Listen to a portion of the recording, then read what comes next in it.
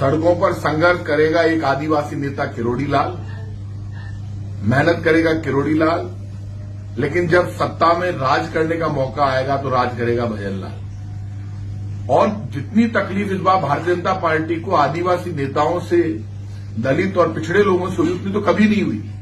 आप मुझे ये बताइए कि अपनी पार्टी में लेकर रहकर इंटरनल आवाज उठाना हर नेता का धर्म है।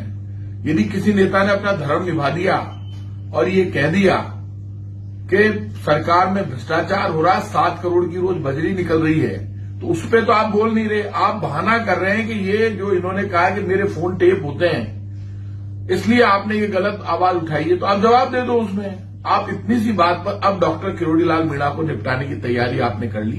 बीजेपी सब कुछ बर्दाश्त कर सकती है, लेकिन बीजेपी के करप्शन पर जब भी कोई उनका नेता उंगली उठाएगा और ये कहेगा कि 7 करोड़ की बजरी निकल रही है और गड़बड़ हो रही है, करप्शन हो रहा है, सब जगह करप्शन हो रहा है, जितने मामले उन्होंने उठाए तब बीजेपी को सत्ता में आना था। उस वक्त इनके जो मंत्री है आज के डॉक्टर किरोड़ी लाल मीणा, वो बीजेपी के लिए अच्छे थे।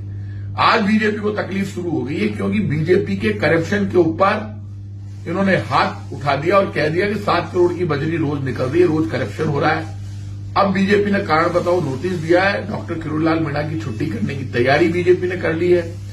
अब सब लोगों को समझ लेना चाहिए, जो भी बीजेपी के करप्शन के खिलाफ बोलेगा, वो चाहे इनका खुद का आदमी हो, चाहे इनको सत्ता में लाने वाला हो, उसके साथ वैसा ही होगा जैसा इनको नोटिस देकर किया गया है। जिस तरह से छुट्टी लालकृष्ण आडवाणी जी की गई, उसी तरह से वो तो फिर भी सम्मान से, अब इनके खिलाफ तो सख्त कार्रवाई की तैयारी बीजेपी ने की है।